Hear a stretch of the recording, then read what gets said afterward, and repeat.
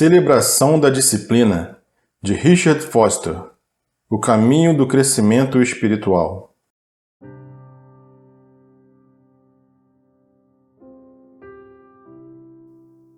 Capítulo 11.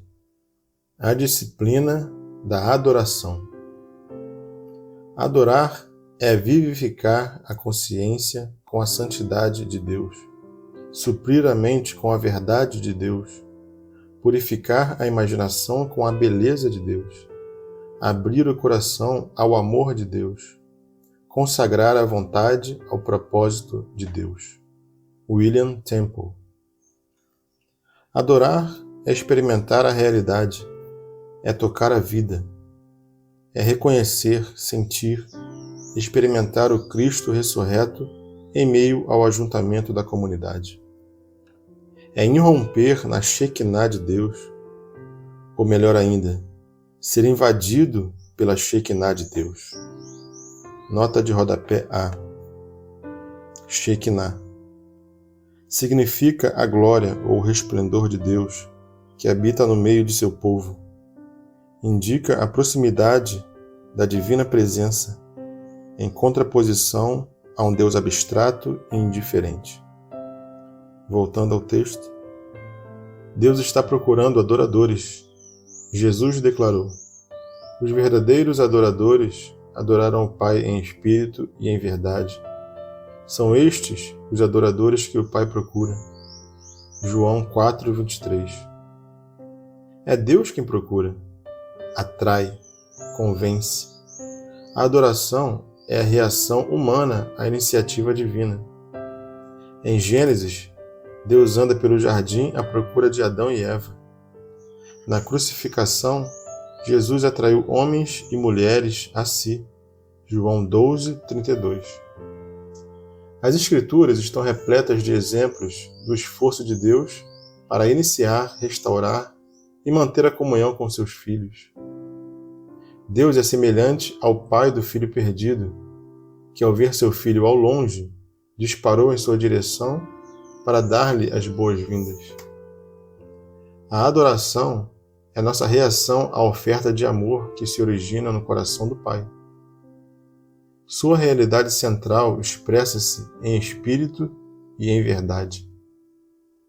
Ela se acende dentro de nós somente quando o Espírito de Deus toca o espírito humano. Formas e ritos não produzem adoração. Tampouco produz a descontinuação de formas e rituais. Podemos usar todas as técnicas e métodos adequados, podemos ter a melhor liturgia possível, mas não adoramos o Senhor enquanto o Espírito não tocar o Espírito. As palavras do estribilho, meu Espírito vem libertar para que a Ti eu possa adorar, revelam o fundamento da adoração. Enquanto Deus não tocar e libertar nosso espírito, não conseguiremos entrar nessa esfera. Cantar, orar, louvar, tudo isso pode levar à adoração.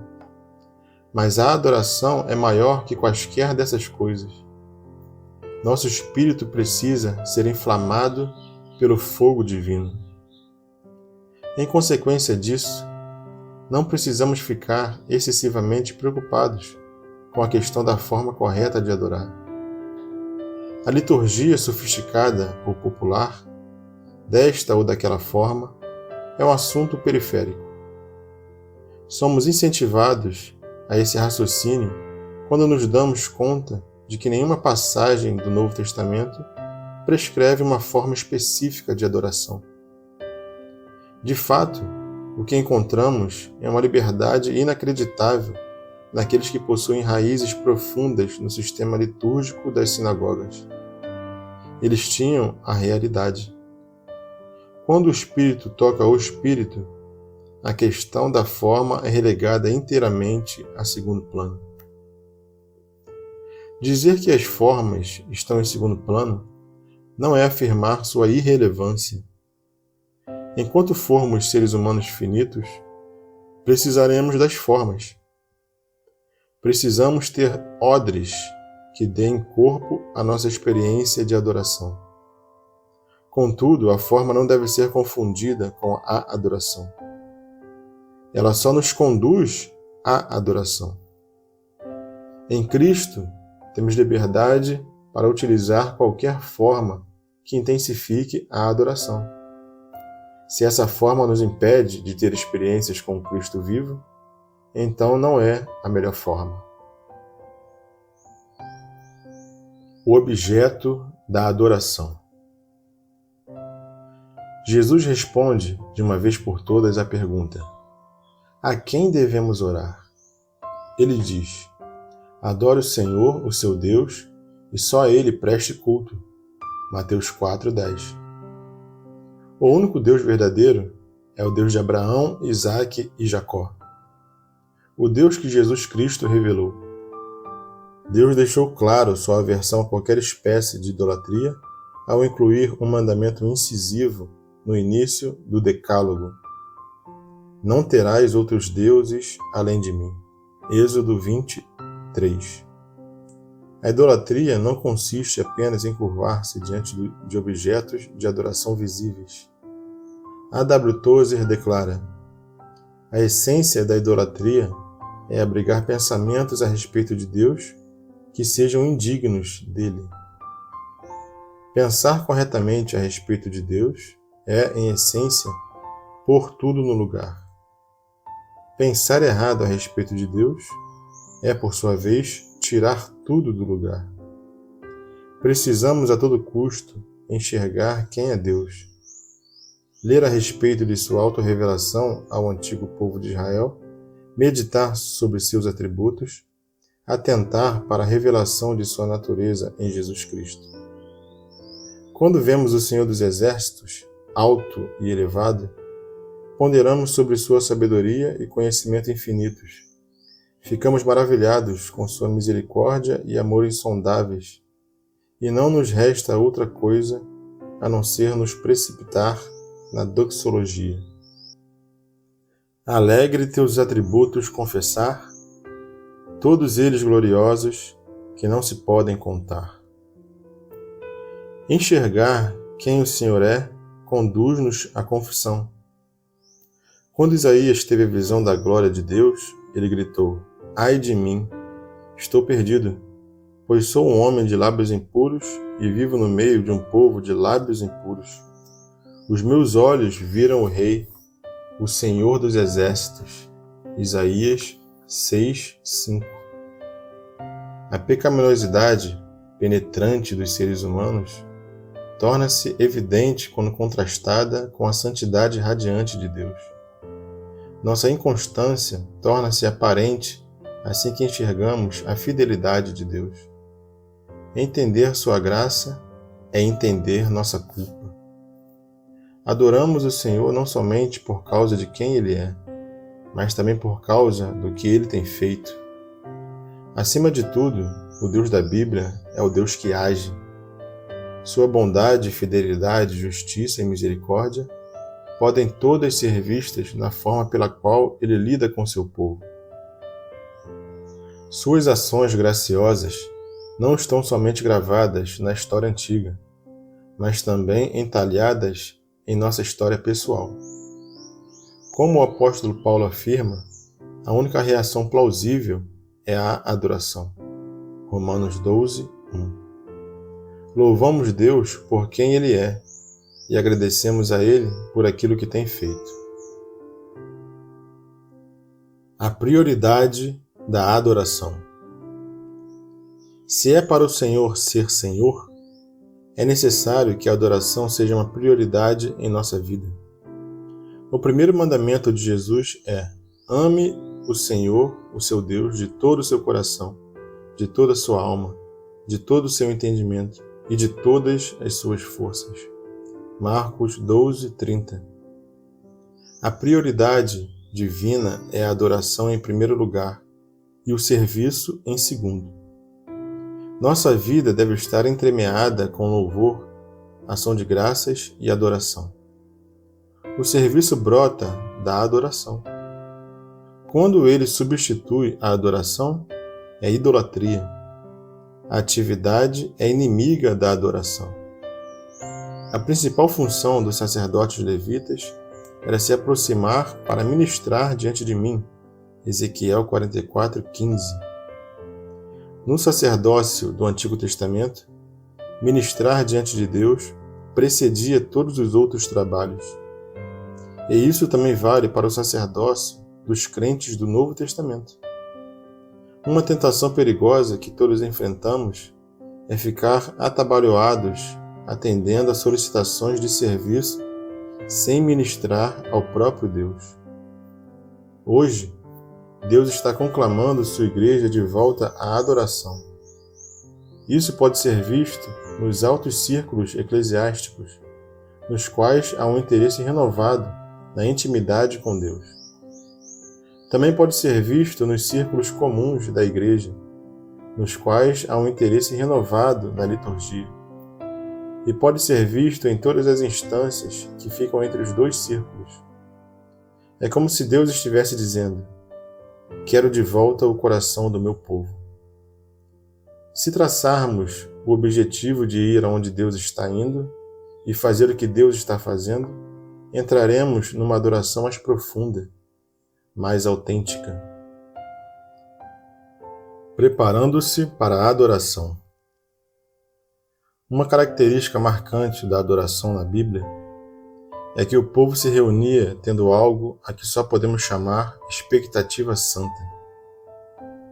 Eles acreditavam que, de fato, ouviriam a Kol Yavé, a voz de Deus. Quando Moisés entrava no tabernáculo, ele sabia que estava na presença de Deus. O mesmo vale para a igreja primitiva. Aqueles que estavam reunidos não se surpreenderam quando o prédio tremeu com o poder de Deus. Isso já havia acontecido. Atos 2:2 e 4:31. Quando uns caíram mortos e outros foram levantados dos mortos pela palavra do Senhor, o povo soube que Deus estava entre eles. Atos, capítulo 5, de 1 a 11, capítulo 9, de 36 a 43, e capítulo 20, de 7 a 10. Quando os cristãos primitivos se ajuntavam, a consciência de que o véu estava partido em dois se aguçava, e à semelhança de Moisés e Arão, entravam no Santo dos Santos. Não era necessário nenhum intermediário. Estavam entrando na presença sublime, gloriosa e graciosa do Deus vivo.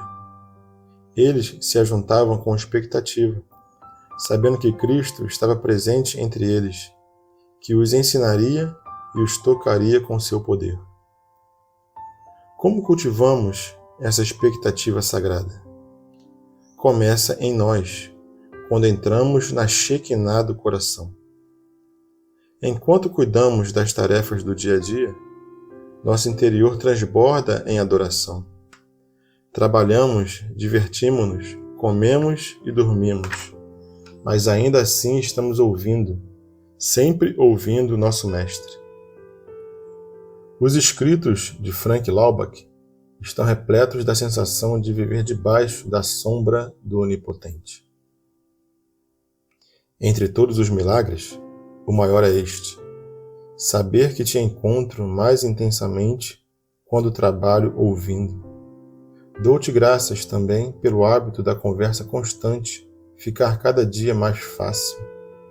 Realmente acredito que todos os pensamentos podem ser conversas contigo. O irmão Lourenço conhecia a mesma realidade. Por haver experimentado a presença de Deus numa cozinha, ele sabia que também encontraria Deus na missa. Ele escreveu: não consigo imaginar como pessoas religiosas podem viver satisfeitas sem a prática da presença de Deus.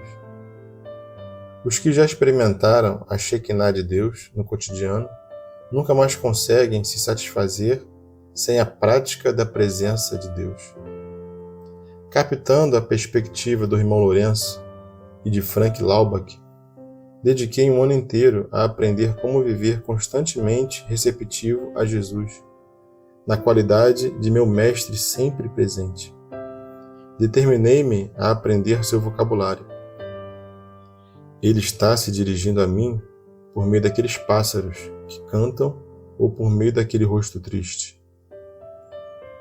Procurei permitir que ele se manifestasse em cada ação. Em meus dedos, enquanto escrevia, em minha voz, enquanto falava. Meu desejo era entremear cada minuto com sussurros de reverência, louvor e ação de graças. Era comum não conseguir nada durante horas, às vezes durante dias. Eu insistia e tentava de novo. Aquele ano foi de grande proveito para mim, e em especial, minha expectativa quanto à adoração comunitária foi intensificada. Afinal, se Cristo falava graciosamente comigo em dezenas de oportunidades ao longo da semana, por certo falaria comigo nessa hora também. Além disso, achei cada vez mais fácil distinguir a voz dele no alvoroço da vida cotidiana. Quando 2, 3 ou mais pessoas se reúnem para a adoração comunitária, como expectativa sagrada, a atmosfera do lugar é transformada. Os que entram vazios ou distraídos logo percebem a presença silenciosa. Mentes e corações ficam envelados. O ar fica carregado de expectativa. Eis uma forma prática de implementar essa ideia. Viva a semana inteira como herdeiro do reino, ouvindo a voz de Cristo, obedecendo a sua palavra. Depois de ouvi-lo durante toda a semana, você não terá dúvida de que ouvirá sua voz também quando se reunir para a adoração comunitária. Chegue para o culto 10 minutos mais cedo. Eleve o coração em adoração ao Rei da Glória. Contemple sua majestade, glória e ternura, tal como reveladas em Jesus Cristo. Imagine a visão maravilhosa que Isaías teve do Senhor, alto e exaltado, ou a revelação magnífica que João teve de Cristo, com os olhos como chama de fogo, e voz semelhante ao som de muitas águas. Isaías 6, Apocalipse 1. Convide a presença real a tornar-se manifesta. Em seguida, apresente o pastor e outros líderes de adoração à luz de Cristo. Imagine o resplendor da Shekinah de Deus a envolvê-los. Em seu interior, libere-os para falar a verdade com ousadia, no poder do Senhor. Quando o povo começar a entrar no santuário, olhe à sua volta até identificar alguém que precise de sua intercessão. Talvez alguém com os ombros encurvados ou de semblante triste. Conduza-o até a luz gloriosa e revigorante da presença divina. Observe o fardo caindo de seus ombros, tal como aconteceu com o peregrino, na alegoria de Bunyan. Mantenha-o em foco durante todo o culto. Se tão somente uns poucos agirem assim na congregação, a experiência da adoração será mais profunda para todos. Outra característica vital da comunidade cristã primitiva era o senso de se ajuntarem na adoração.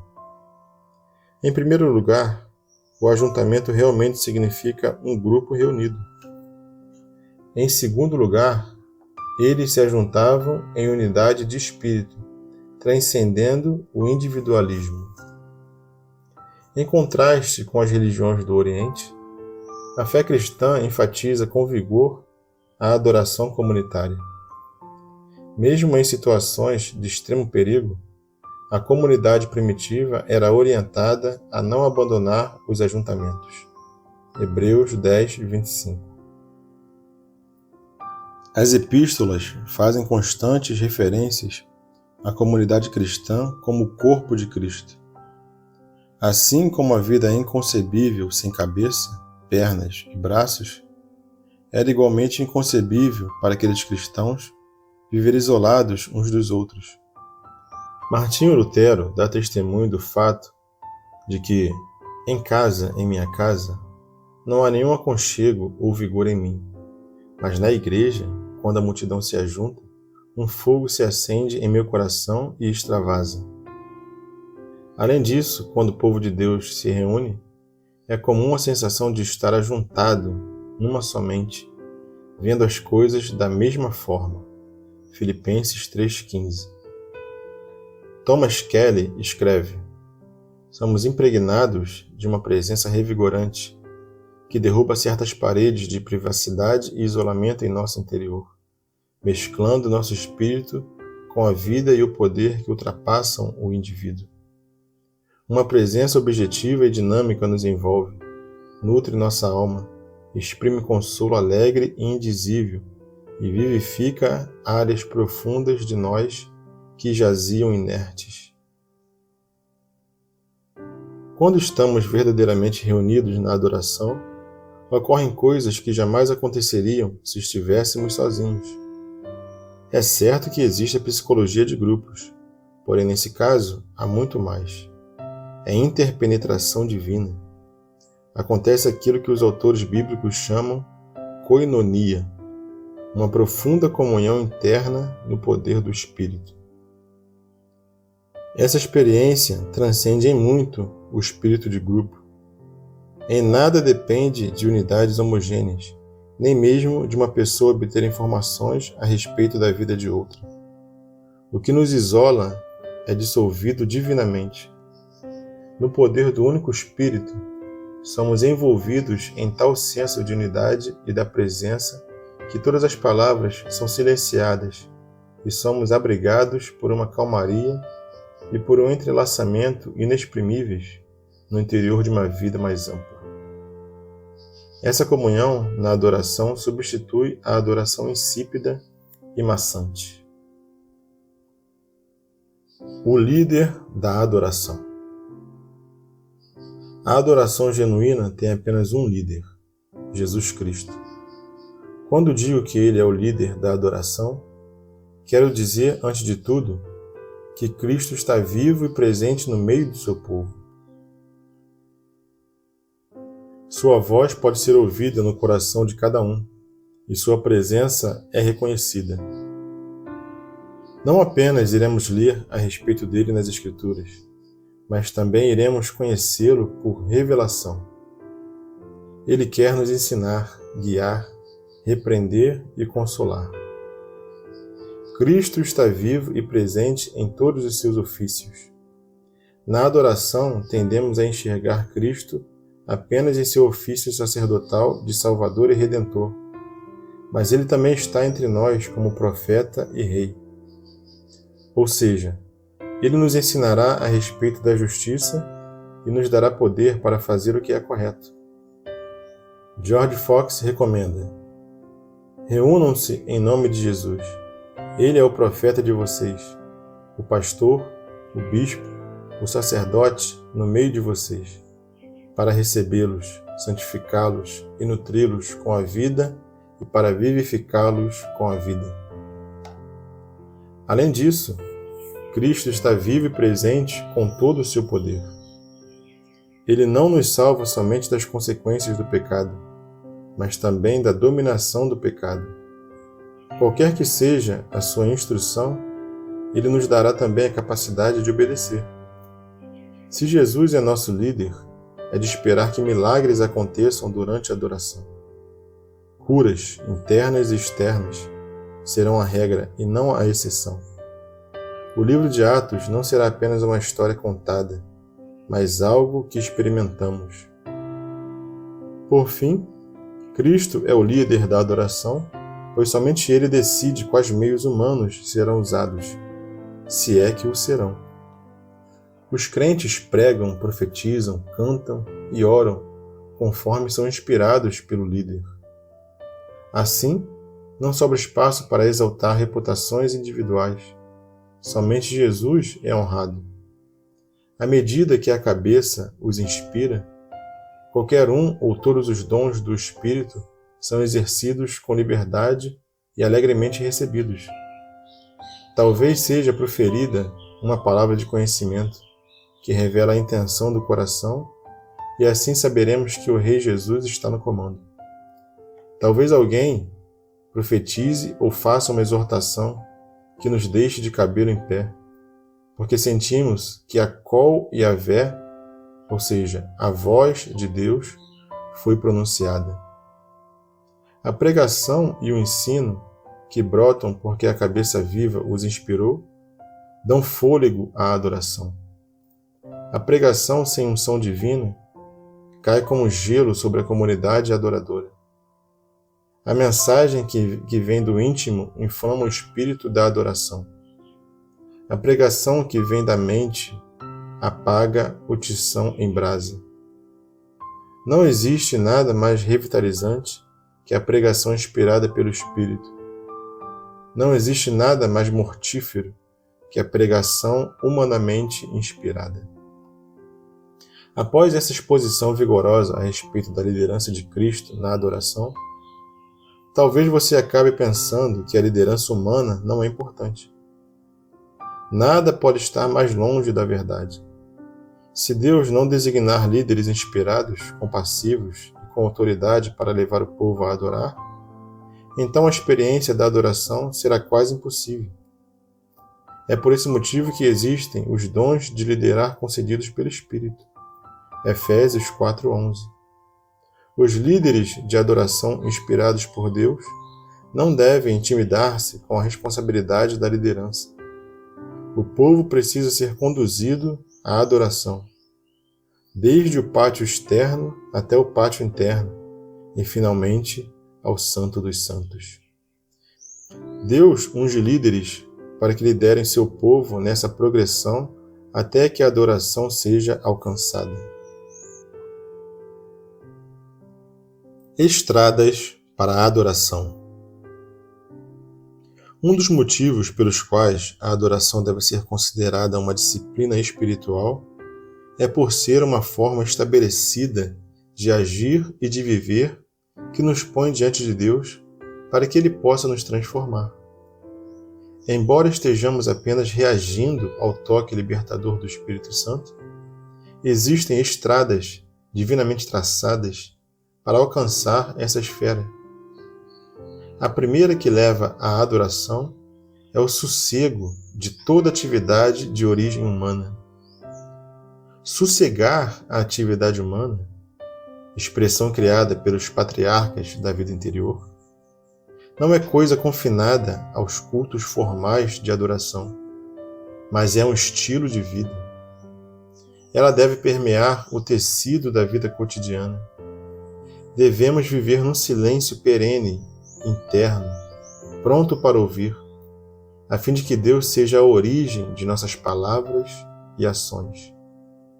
Se estivermos acostumados a conduzir os assuntos da vida com força e sabedoria humanas, faremos o mesmo na adoração comunitária. Se, porém, cultivarmos o hábito de permitir que cada conversa ou cada negociação tenha um impulso divino, a mesma sensibilidade fluirá na adoração comunitária. Francis Fenelon escreve: Feliz é a alma que, ao renunciar-se com sinceridade, mantém-se nas mãos do Criador, pronta a fazer tudo o que Ele quer, e que não cessa de dizer a si mesma, 100 vezes por dia: Senhor, o que farias e o que devo fazer? Isso lhe parece impossível? O único motivo pelo qual acreditamos que essa condição está fora de nosso alcance é não termos compreendido Jesus como nosso Mestre sempre presente. Depois que passamos algum tempo sob sua tutela, vemos que é possível arraigar cada movimento de nossa vida em Deus. Ao acordar de manhã, permaneceremos na cama, louvando e adorando em silêncio o Senhor. Diremos a Ele que desejamos viver sob sua liderança e governo. Indo de carro para o trabalho, perguntaremos ao Mestre: como estamos indo? Imediatamente, o mentor fará surgir em nossa mente, como um flash, aquela observação sarcástica que fizemos ao cônjuge no café da manhã. O dar de ombros que os filhos receberam a caminho da porta. Perceberemos, então, que estávamos agindo conforme a carne. Então virá a confissão: e a restauração e a humildade será renovada. Ao parar no posto de gasolina, sentiremos um impulso divino para nos familiarizarmos com o frentista, vê-lo como pessoa e não como máquina. Continuaremos dirigindo, exultando com uma percepção nova da atividade que se inicia no espírito. E assim será ao longo do dia. Um ímpeto aqui, uma atração ali, às vezes nos adiantando e às vezes ficando para trás em relação ao nosso guia. Como a criança que dá seus primeiros passos, aprenderemos por tentativa e erro, certos de que temos um Mestre presente que, por meio do Espírito Santo, nos guiará a toda a verdade. Desse modo, passamos a compreender o que Paulo quis dizer quando nos orientou a não vivermos segundo a carne, mas segundo o Espírito. Romanos 8:4. Sossegar a atividade da carne, para que a atividade do Espírito Santo domine nossa maneira de viver, irá afetar e orientar a adoração comunitária. Poderá, em determinados momentos, assumir a forma de silêncio absoluto. Por certo, é mais adequado fazer um silêncio reverente diante do Santo Eterno que entrar apressadamente em sua presença com o coração e a mente distraídos e a língua sem freio. A exortação bíblica é: o Senhor está em seu santo templo. Diante dele fica em silêncio toda a terra. Abacuque 2:20. Amona, um dos pais do deserto, escreve: Olha, meu amado, eu te mostrei o poder do silêncio, quão completamente ele cura e quão plenamente agradável é para Deus. Foi pelo silêncio que os santos cresceram. Foi por causa do silêncio que o poder de Deus habitou neles. Por causa do silêncio que os mistérios de Deus lhes foram apresentados. O louvor é outra estrada que leva à adoração. Os salmos representam a literatura de adoração, e sua característica mais marcante é o louvor. Louvem ao Senhor, é o grito que reverbera de uma ponta à outra do saltério. Cantar, gritar, dançar, exultar e adorar. Todas essas são linguagens do louvor. As Escrituras insistem em que ofereçamos continuamente a Deus um sacrifício de louvor, que é fruto de lábios que confessam o seu nome. Hebreus 13:5. A antiga aliança exigia sacrifício de touros e de bodes. A nova aliança exige o sacrifício de louvor. Pedro diz que, como novo sacerdócio real de Cristo, devemos oferecer sacrifícios espirituais, ou seja, anunciar as grandezas daquele que nos chamou das trevas para a sua maravilhosa luz. 1 Pedro 2, 5 e 9. Pedro e João saíram do sinédrio com as costas sangrando, mas louvando com os lábios. Atos 5:41. Paulo e Silas encheram a prisão de Filipos com seus cânticos de louvor. Atos 16:25. Em cada um desses casos, eles estavam oferecendo sacrifício de louvor. O movimento mais poderoso de louvor do século XX foi o movimento carismático. Por meio dele, Deus soprou vida nova e vitalidade em milhões de pessoas. Em nossos dias, a Igreja de Jesus Cristo está cada vez mais consciente da importância do papel que o louvor desempenha para nos conduzir à adoração. No louvor, percebemos como é elevado o grau em que as emoções precisam ser levadas para o ato de adoração. A adoração exclusivamente cerebral é uma aberração.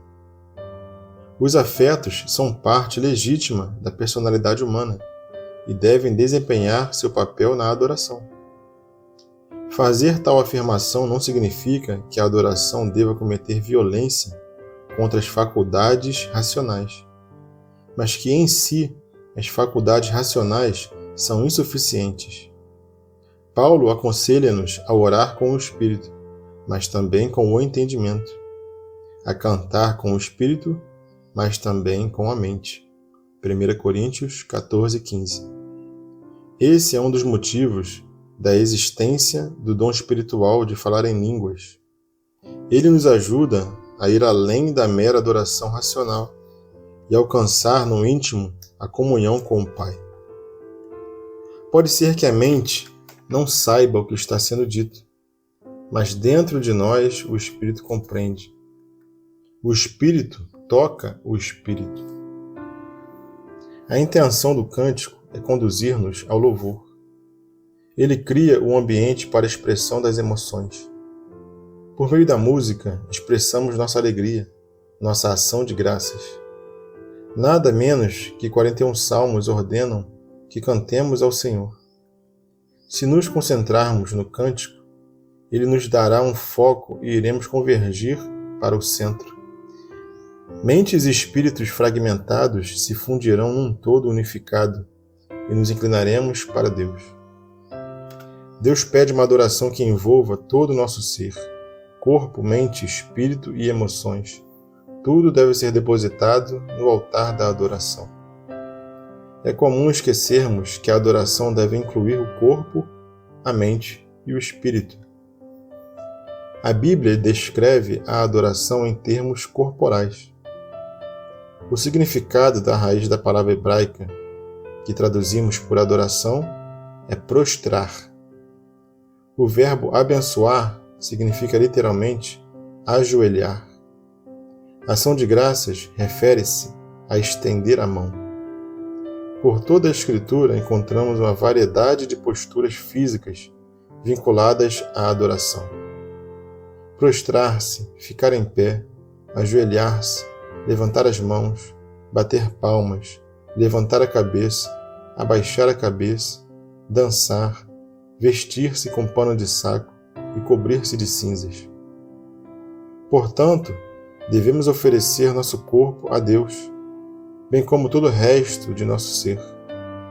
A adoração é essencialmente corporal. Na adoração, devemos apresentar nosso corpo a Deus numa postura coerente com o nosso espírito. Ficar em pé, bater palmas, dançar, levantar as mãos e levantar a cabeça são posturas coesas com o espírito de louvor. Permanecer imóvel, desalentado, simplesmente não é adequado para o louvor. Ajoelhar-se, curvar a cabeça e prostrar-se são posturas adequadas ao espírito de adoração e de humildade. Somos rápidos em fazer objeções a essa linha de pensamento.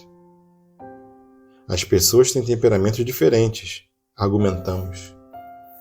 Talvez isso tenha um apelo para os sanguíneos, mas meu temperamento é quieto, reservado.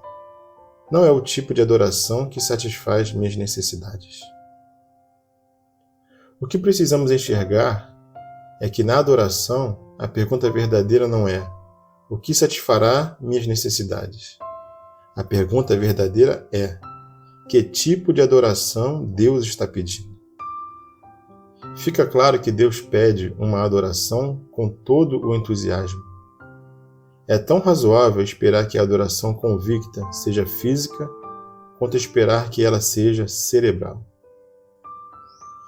Normalmente, o temperamento reservado não passa de medo daquilo que as pessoas vão pensar, ou talvez relutância em se humilhar diante de Deus e das pessoas. É claro que há temperamentos diferentes, mas isso não nos deve impedir de adorar com todo o nosso ser. Dito isso, devo logo acrescentar que a reação física à adoração nunca, de forma alguma, deve ser manipulada. Devemos dar uns aos outros a liberdade de reação à ação de Deus no coração.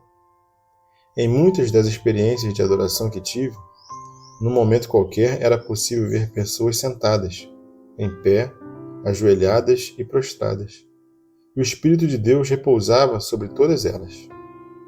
Algumas dão evidência de emoções profundas, outras não demonstram nenhuma reação externa, mas todas estão sob as asas protetoras do Espírito de Deus. Foi para a liberdade que Cristo nos libertou. Portanto, permaneçam firmes, não se deixem submeter novamente a um jugo de escravidão. Gálatas 5:1. Evidentemente, é possível fazer todas as coisas que descrevi e jamais adorar de verdade. Mas elas podem abrir estradas através das quais podemos chegar à presença de Deus, para que nosso espírito seja tocado e liberto. Os passos para a adoração. A adoração é algo que fazemos. Estudar a teologia da adoração e debater as formas da adoração são coisas positivas, mas insuficientes em si mesmas. Em última análise, é adorando que aprendemos a adorar. Permita-me ensinar-lhe uns passos simples, na esperança de que o auxiliem na experiência da adoração. Em primeiro lugar, pratique a presença de Deus diariamente. Tente seguir ao pé da letra as palavras de Paulo. Orai sem cessar. 1 Tessalonicenses 5,17.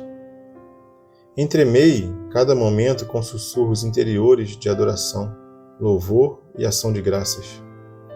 Reserve momentos em particular para adoração e confissão silenciosa, estudo bíblico e atenção exclusiva a Cristo, o Mestre sempre presente. Tudo isso acentuará sua expectativa quanto à adoração comunitária, pois a experiência da adoração na congregação será simplesmente a continuação, a intensificação daquilo que você praticou durante toda a semana. Em segundo lugar, procure viver diversas experiências de adoração. Adore a Deus quando estiver sozinho. Organize grupos que se reúnam nas casas, não apenas para estudo bíblico, mas somente para adoração. Reúna pouca gente, uns 2 ou 3, e aprenda a oferecer a Deus um sacrifício de louvor. Muitas coisas podem acontecer nessas reuniões, que simplesmente, pelo número reduzido de participantes, não acontecem num grupo maior. Essas experiências domésticas de adoração irão multiplicar a energia e causarão impacto nos cultos com toda a congregação aos domingos. Em terceiro lugar, descubra formas de se preparar para a experiência da adoração comunitária. No sábado à noite, deite-se mais cedo e faça um exame pessoal seguido da confissão. Repasse hinos, cânticos e passagens bíblicas que serão usados no domingo. Assim, você se preparará antes de o culto começar, enchendo o lugar com a presença de Deus e deixando de lado as distrações, de modo que consiga de fato participar. Em quarto lugar, mantenha a boa disposição de se reunir no poder do Senhor. Isto é, aprenda a deixar de lado tudo que é pessoal, a agenda, as preocupações, o desejo de ser abençoado, o querer ouvir a voz de Deus. A linguagem da comunhão no ajuntamento não é eu, mas nós. Há uma submissão aos caminhos de Deus, bem como uma submissão recíproca na comunhão cristã. Há um desejo de que a vida de Deus surja no grupo, não apenas dentro do indivíduo.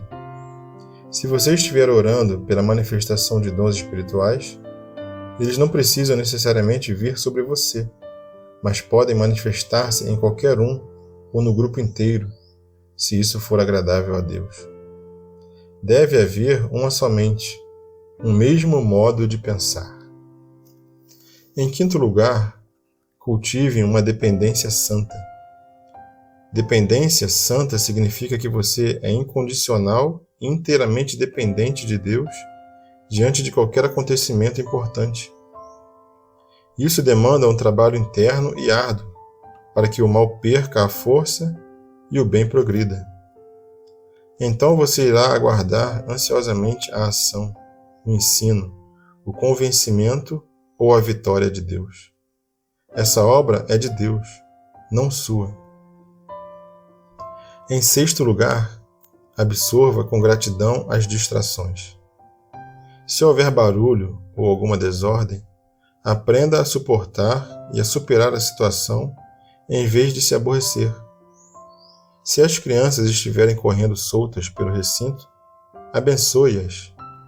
Agradeça a Deus por estarem vivas e terem energia. Faça um esforço para relaxar diante das distrações. Talvez elas sejam uma mensagem da parte do Senhor. Quando estou pregando, gosto de ver bebês e crianças na congregação, pois às vezes só elas demonstram estar vivas. Simplesmente aprenda a aceitar qualquer coisa que aconteça no ambiente da adoração comunitária, em vez de permitir que as distrações, de alguma forma, o impeçam de adorar Deus. Em sétimo lugar, aprenda a oferecer um sacrifício de louvor. Em muitas ocasiões, você não estará no clima para adorar. Talvez tenha tido tantas experiências decepcionantes que agora não esteja certo se vale a pena. A percepção do poder de Deus é enfraquecida. Poucos estão devidamente preparados, mas você precisa prosseguir a si mesmo. Ofereça a Deus um sacrifício de adoração. Você precisa permanecer com o povo de Deus e dizer: esta gente é meu povo. Podemos ser obstinados e pecadores. Podemos ter um coração duro, mas juntos nos aproximaremos de Deus. Não é sempre que tenho vontade de adorar. Nessas horas costumo ajoelhar-me e dizer: Senhor, não estou com vontade de adorar, mas desejo dedicar-te esse tempo. Ele te pertence. Dedico a ti o tempo que vou gastar. Isaac Pennington diz que quando a congregação se reúne em adoração genuína, eles são como um amontoado de brasas vivas e incandescentes, esquentando uns aos outros, e uma corrente de grande força, vivacidade e vigor flui para dentro de todos. Sozinho, um toco de madeira não pode arder por muito tempo, mas quando se juntam muitos deles, mesmo que não sejam maciços, produzem uma bela fogueira. Lembre-se do conselho de Provérbios: o ferro afia o ferro. Até mesmo vidas insípidas podem ajudar umas às outras se estiverem dispostas a tentar. Por isso prossiga, mesmo que não esteja com vontade. Prossiga, mesmo que a experiência anterior com a adoração tenha sido árida, desanimadora. Continue orando. Continue na expectativa. Continue buscando Deus, para que Ele realize uma obra nova e viva no meio do seu povo. Os frutos da adoração. A adoração começa com uma expectativa santa e termina em obediência santa. Se a adoração não nos impele a uma obediência mais intensa, então não houve adoração. Ficar diante do Santo Eterno é mudar. Os rancores não podem ser sustentados com a mesma tenacidade depois que penetramos sua luz graciosa. Como Jesus afirmou, precisamos deixar a oferta no altar e reconciliar-nos com o irmão. Mateus 5, 23 e 24. Na adoração, o poder amplia-se, abrindo secretamente um caminho para dentro do santuário do coração, e uma grande compaixão cresce dentro da alma. Adorar é mudar. A obediência santa evita que a adoração se torne ópio, fuga das necessidades prementes da vida moderna. A adoração capacita-nos a ouvir com clareza o chamado para o serviço, para assim respondermos: eis-me aqui, envia-me. Isaías 6:8. A adoração autêntica serve de impulso necessário a que nos engajemos na guerra do Cordeiro, que se dá em todos os lugares, contra os poderes demoníacos, nos níveis pessoal, social e institucional. Jesus, o Cordeiro de Deus, é o comandante supremo. Recebemos as ordens e partimos, conquistando e para conquistar, com a palavra da verdade, pagando o ódio com amor, lutando com Deus contra a inimizade, com orações e lágrimas noite e dia, com jejum, pranto e lamento, com paciência, fidelidade e verdade, com amor não fingido, com longanimidade e com todos os frutos do Espírito, para ver se de alguma forma conseguimos vencer o mal com o bem. Em todas essas coisas e de todas essas maneiras, iremos fazer exatamente o que Cristo ordena, pois teremos uma obediência santa, cultivada ao longo de anos de experiência. Willard Sperry declara: a adoração é uma aventura deliberada e disciplinada dentro da realidade. Ela não é recomendada aos tímidos nem aos acomodados. Requer que estejamos abertos para a vida intrépida do Espírito. Torna irrelevante toda a parafernália religiosa de templos, sacerdotes, ritos e cerimoniais. E exige nossa disponibilidade para que habite ricamente em vocês a palavra de Cristo. Ensinem e aconselhem-se uns aos outros com toda a sabedoria, e cantem salmos, hinos e cânticos espirituais com gratidão a Deus em seu coração. Colossenses 3:16.